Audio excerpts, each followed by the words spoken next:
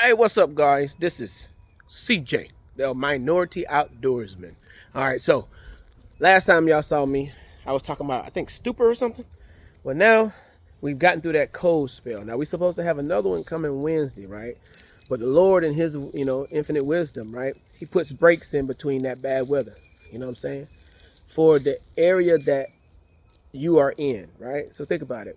Up north, they have longer, more robust um, trees and flowers, right? So when they start to go through spring, I mean, as soon as spring happens, there's still ice and snow on the ground. There's flowers popping through it up north, right? And then that goes all the way into about August or September when they probably get their first frost. But by then, man, the bees have grown tremendously and packed away a lot of honey. Well, down here in the south, we don't have that, but we do have breaks in between the weathers. And even in the fall, I mean, in the wintertime, there's still something out here providing food. Believe that. They finding food from somewhere. And so these warm spells allow the bees to get out, stretch their legs, to poop and everything. And actually, in the wintertime, there's also more bees being hatched, right? So those guys are coming out here. They're doing their orientation flight, so on and so forth. And so right now, I want you to see this activity. Now, here it is. I think February. I don't know. It's February something. Hold on, let me check. It's February 10th, all right? So let's flip it around and see. Check me out. Look at my girls, in and out. So they busybodies. What they're doing today, they're just getting their stuff together. They're coming out. They're stretching their legs. They're flying.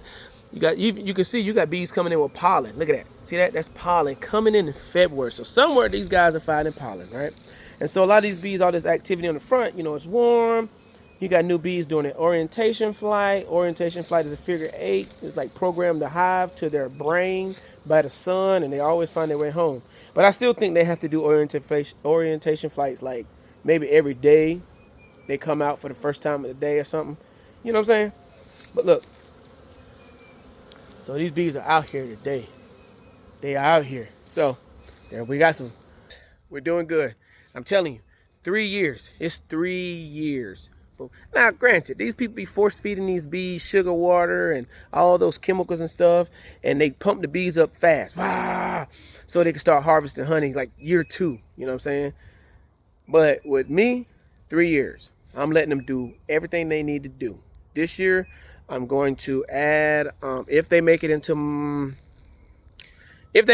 July, right? If they make it into July, well, I'm supposed to give one split for my friend Heem down the street. I want to give a split to him, so it'll come off of this one. The queen that's in here, I'm gonna give him the queen that's in here. Probably also maybe like 1 or 2 frames of brood in here. Probably 1 frame of brood out of here, and then probably give them some food. You know what I'm saying, on top, like some sugar water or something like that. But I'm gonna try to get them started. And on this one here, this one would probably catch this one by that after I do that split. So this year they still might not be ready for another hive brood box to go on top because I'm doing that split. If I make it this next winter, then I will add another brood box to both of these, and then from here on out, I'm gonna just use those 2 hives to harvest honey.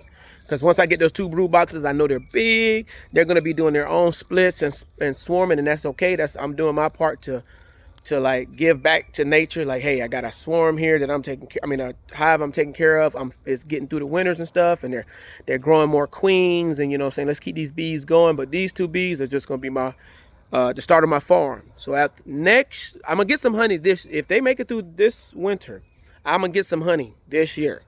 But next year, my factory is up and running. My girl's gonna make me honey, probably at least 50 pounds of honey per hive. That's over 100 pounds of honey. And if I can sell 1 pound of honey for $5 to $8 a jar, there you have it. Anyway, that's the Minority Outdoorsman signing out. Love you guys. Peace.